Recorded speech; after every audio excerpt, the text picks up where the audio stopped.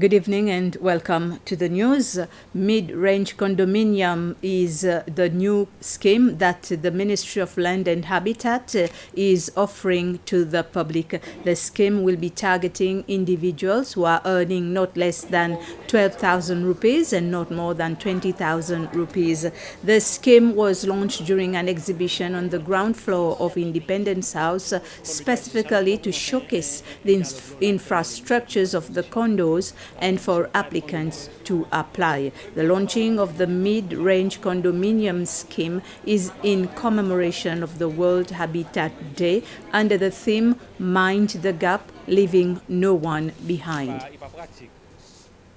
The Minister for Land Use and Housing, Billy Rangasamy, has confirmed that government earlier this year sold to the Chief Justice, Ronnie Govindan, a plot of land for 122,800 rupees. The market value of this land, located at Sorrento, is 1.2 million rupees, and it covers an area of 995 square meters. Minister Rangasamy says that the government approved on compassionate grounds the Chief Justice's request for purchase government land in view that he sold all the land he previously owned to his ex-wife following their divorce. According to the report of the Department of Environment, the results of the test done on the amplified sounds of the music stadium showed that the noise level is within the limits prescribed by law. The level of sounds recorded in 5 different locations along Castor Road ranged between 60 and 69 decibels.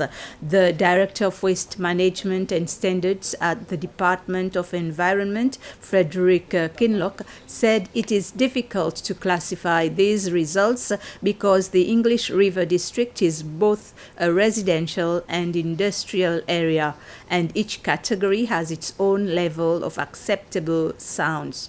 The sound test was done in August at the request of the Creative Seychelles Agency after meeting with residents of the district in a public meeting before the first show was held at the music stadium. For the time being, the Department of Environment has not registered any complaints of loud noise coming from the stadium.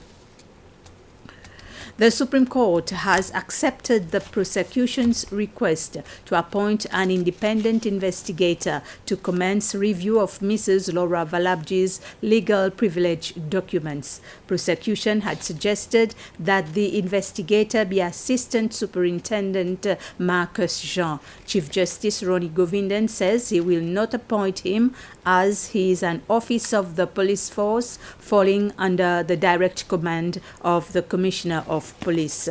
Moreover, Mr. Jean does not possess sufficient expert knowledge to carry out these duties in the opinion of the court.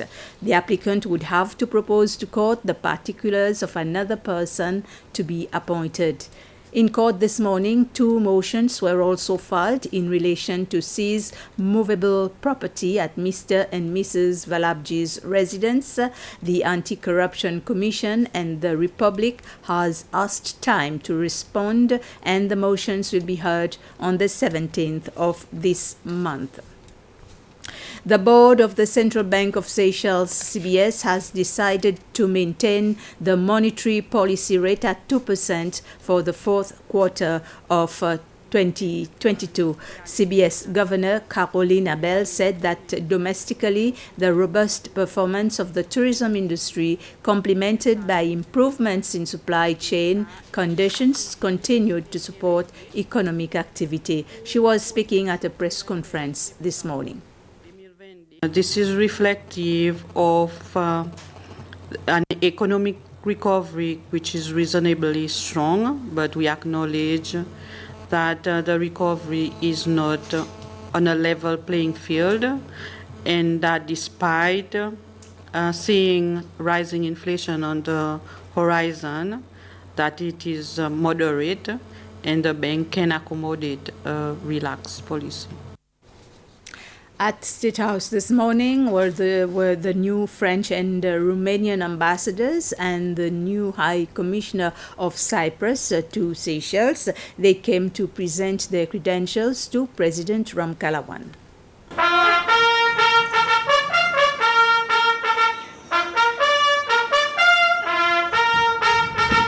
The new French ambassador to Seychelles, Olivia Berkeley-Christman, this morning presented her credentials to President Ramkalawan. In their discussions, Ambassador Berkeley-Christman and President Ramkalawan shared views on how to reinforce bilateral cooperation. Bonica Cecilia Sitaru is the new Romanian ambassador to Seychelles. She too talked about cooperation matters with President Ramkalawan.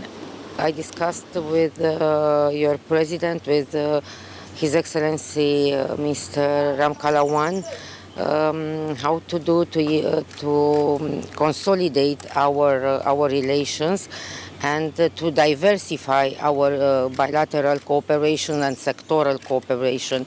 The possible partnership in the education field. We discussed about cooperation in the tourism field. The new High Commissioner of Cyprus, Andreas Nicolaides, was also accredited this morning. Historical links between Seychelles and Cyprus were raised in his discussion with the President, as well as avenues for cooperation. There are many areas of cooperation to tackling climate change, the blue economy. There's also the question of securing freedom of navigation. Seychelles is strongly cooperating with the European Union on the UNAFOR Atalanta. So also education, there are many fields because we are countries that are facing similar problems, and the exchange of know-how and ideas, and I think there is a stronger possibility, and through the EU framework, to enhance our relations. Present at the accreditations were the Minister responsible for Foreign Affairs, Sylvestre Radugon, and his Principal Secretary, Vivienne Foctave. About 40 teachers from government and private schools, as well as students from professional centers, registered to give blood at the Seychelles Hospital this morning. The blood donation was part of activities to commemorate Teachers' Week.